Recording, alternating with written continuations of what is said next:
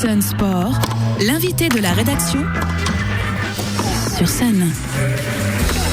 7h41 et Jean-Baptiste Maître face à moi pour son Sun Sport, sa chronique Sun Sport. Et aujourd'hui, avec Jean-Baptiste, on va parler rink hockey avec la présence dans nos studios ce matin de Vincent Batz, qui est le président du Nantes Atlantique Rink Hockey. Bonjour. Nantais, et du capitaine de l'équipe, Marc Baldris. Bonjour. Et oui, comme tu disais Arnaud, donc ce soir nous parlons de rink hockey. Le rink hockey, pour rappeler, on peut dire que c'est l'équivalent du hockey sur glace, mais avec des rollers. Je ne dis pas de bêtises, messieurs ? Alors le rink hockey, c'est du... Bon, oui, on peut faire effectivement le parler avec le hockey sur glace, mais sauf que là, on va être sur des quads, donc des patins à roulettes, deux roues devant, deux roues derrière, à l'ancienne, pour ceux qui ont pratiqué il y a quelques années.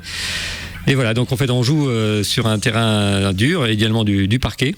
Voilà, et au lieu d'utiliser un palais, on va utiliser une balle et une crosse en bois.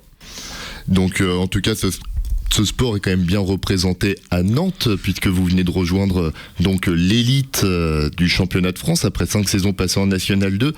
Des retrouvailles avec l'élite qui sont plutôt bien passées le week-end dernier, si je ne dis pas de bêtises. Voilà, excellent week-end. Marc Baldris, son capitaine de l'équipe, et toute l'équipe nous ont fait un grand plaisir effectivement pour ce premier match en première division, une victoire 4-2 contre Lyon. Donc effectivement une entame de saison parfaite, et donc on espère que l'objectif de la saison, le maintien, sera là à l'issue de la saison. Marc, pendant ce match vous avez été meilleur buteur, alors vous êtes capitaine, entraîneur de 16 des 17 équipes du club et meilleur buteur sur une rencontre. Vous êtes omniprésent en fait dans ce club. Bon, je suis pas 16 équipes, on va dire, entraîneur. Je suis quand même présent dans les entraînements. Oui, on peut dire que je suis pas mal présenté dans ce club et avec beaucoup de plaisir et beaucoup de fierté.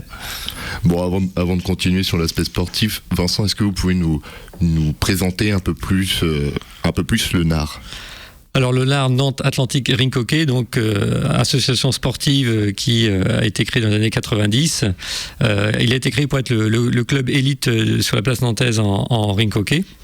Et donc il a été donc pendant plus de 20 ans effectivement à jouer dans l'élite, et malheureusement effectivement il y a 5 ans de cela le club est redescendu en deuxième division, donc ça faisait 5 ans qu'on avait mis en place un projet pour retrouver l'élite, et donc ce qui est chose faite cette année et c'est super, mais c'est aussi donc ce n'est pas que un club élite, on est aussi un club formateur, c'est-à-dire qu'on accueille les plus jeunes dès l'âge de 4 ans avec pour ambition de leur apprendre le patinage à roulettes, et ensuite on leur propose de s'orienter vers 2 sports, soit le rink hockey, c'est de ce dont on parle ce matin, soit le patinage artistique.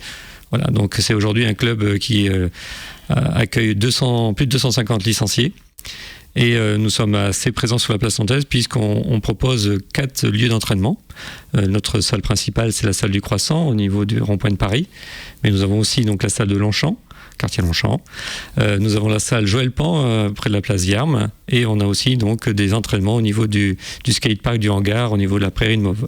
Donc une présence assez forte sur la place nantaise, et donc tous ceux effectivement qui seraient intéressés par nos sports que sont le rink hockey ou le patinage artistique peuvent assez facilement effectivement nous trouver sur Nantes et venir nous voir, notamment sur les séances d'école de patinage le mercredi ou le jeudi soir.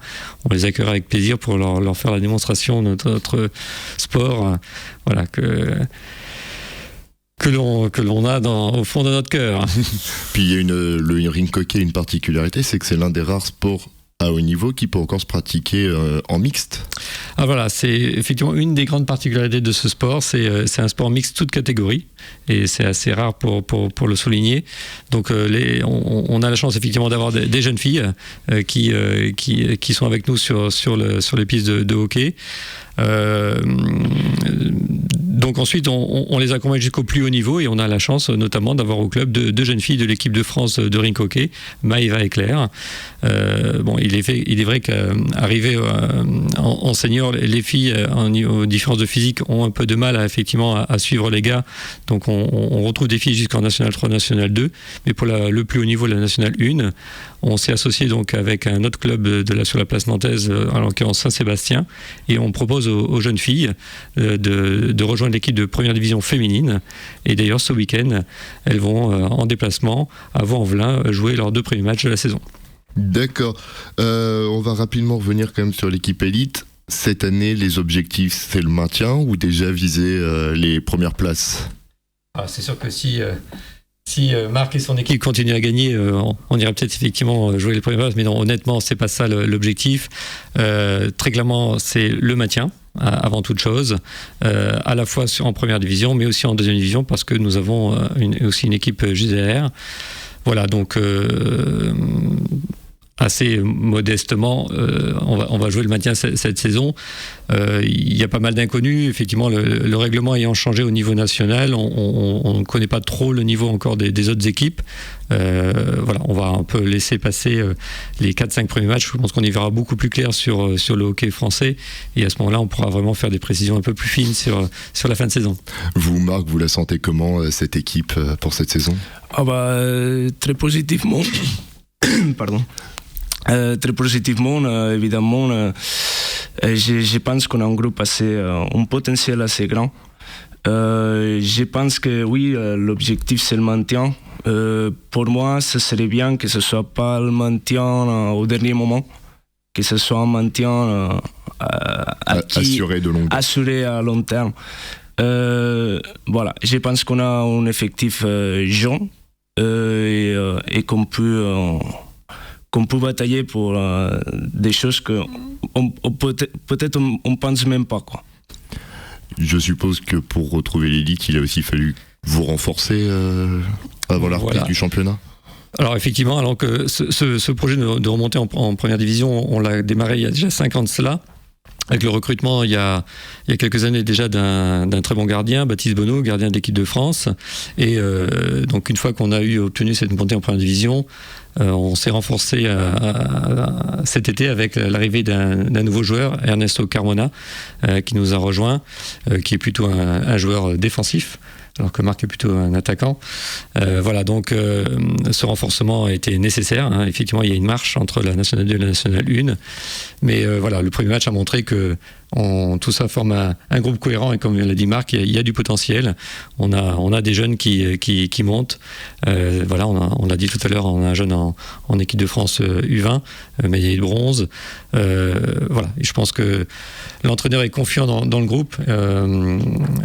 Il y a moyen de faire une belle saison, je pense. Là, c'est une question qui va s'adresser à vous deux, mais en sachant que c'est un sport qui est reconnu sous le statut professionnel en Espagne ou au Portugal, est-ce que ce n'est pas trop dur justement pour les clubs français de faire venir des joueurs ibériques ?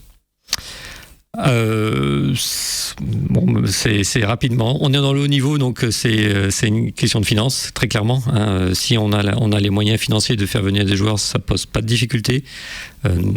La problématique pour les clubs français, effectivement, c'est d'exister sur le sport de haut niveau en France. Donc voilà. L'enjeu, effectivement, c'est de doter nos clubs des moyens financiers pour attirer les meilleurs joueurs, et à ce moment-là, on y arrive. Donc voilà. Donc faire venir des joueurs de l'étranger, c'est pas forcément une difficulté, c'est effectivement notre capacité après financière à tenir dans la durée, quoi. Vous, Marc, qu'est-ce qui vous a motivé à venir à Nantes plus particulièrement, puisque vous êtes d'origine espagnole, et vous avez rejoint la France il y a maintenant 4 ans.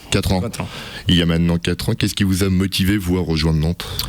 Bon, du coup, déjà, moi, personnellement, c'était plutôt une aventure que je voulais prendre.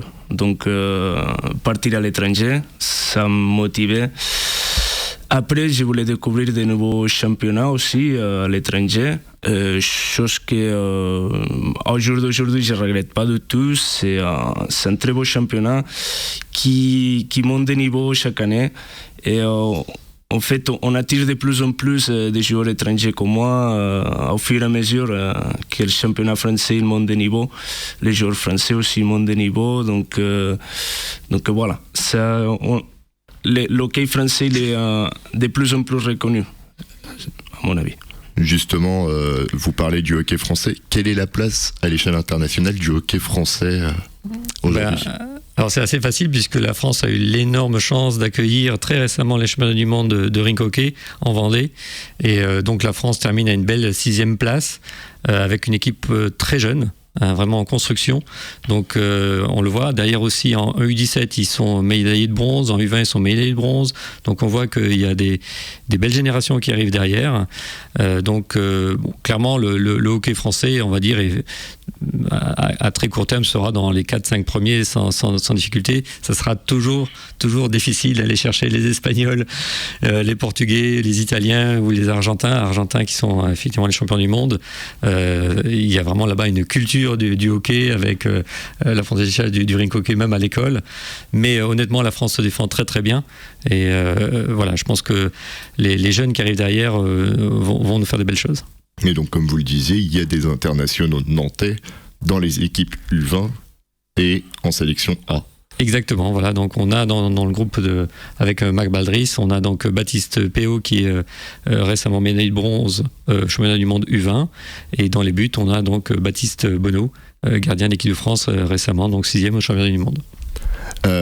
Pourtant, voilà, vous parliez quand même des bonnes prestations de l'équipe de France sur la scène internationale. Pourtant, c'est un sport qui est peu, voire pas du tout médiatisé.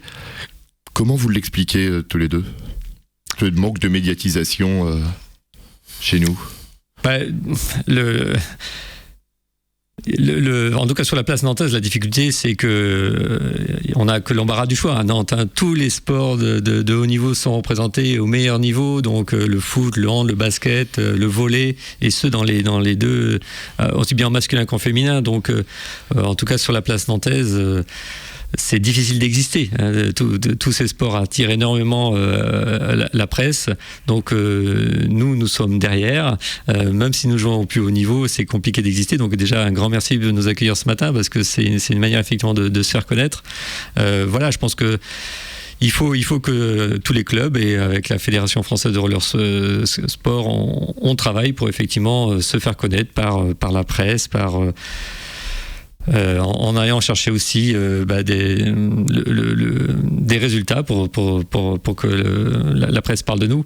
Bon voilà, je pense que à nous d'arriver à faire venir des gens dans notre salle, parce qu'honnêtement, si on arrive à faire venir des gens vers le hockey, tous ceux qui viennent nous voir, ils trouvent ça extraordinaire. Généralement, ils reviennent nous voir. Tous les enfants qu'on arrive à faire venir dans nos salles pour apprendre à patiner, ils adorent. Généralement, ils restent dans notre sport. Donc voilà, il faut juste faire franchir le pas. Donc moi, j'invite vraiment les Nantais qui ont un peu de temps le samedi soir à venir nous voir au Croissant. Nos matchs sont à 20h30.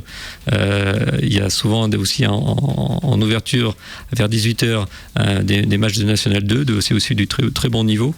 Donc venez nous voir, c'est gratuit, c'est sympathique, et vous découvrirez vraiment un sport qui va vous étonner. Nous, en tout cas, sur Sun, on essaye de reparler le plus souvent possible. Et d'ailleurs, ce week-end, vous jouez à Plonéour. J'espère être bon dans la prononciation. Là, je vais m'adresser au capitaine. Qu'est-ce que vous attendez de cette rencontre ? Donc, c'est un déplacement très difficile. C'est une des équipes fortes. L'année dernière, ils ont fini 7e du championnat. Pareil, ils ont des étrangers, des joueurs portugais qui sont forts. Donc voilà, si on peut ramener un petit point, ce serait déjà bien. Mais pourquoi pas, on va être ambitieux, on va aller chercher la victoire évidemment. Mais c'est un déplacement très difficile. Et, voilà, il faudra batailler beaucoup pour gagner. En tout cas, nous on vous souhaite un bon match ce week-end et une bonne saison. Merci beaucoup d'être venu. Vous pourrez... Pardon, excusez-moi, vous vouliez ajouter quelque chose. Pour le Sun Sport de ce matin, c'est donc terminé. La semaine prochaine, Marianne Buron recevra Sylvain Quinquis, entraîneur du Nantes Volleyball. Je vais y arriver. Pour cette interview, vous pouvez la retrouver en podcast sur le site leçonunique.com, sur nos réseaux sociaux Facebook et Twitter, et également en vidéocast sur nos pages YouTube et Dailymotion. Et on va laisser Jean-Baptiste se reposer, parce qu'il l'a bien mérité. Je vais aller dormir moi maintenant. Bonne nuit et merci beaucoup à nos invités de nous avoir accompagnés ce matin.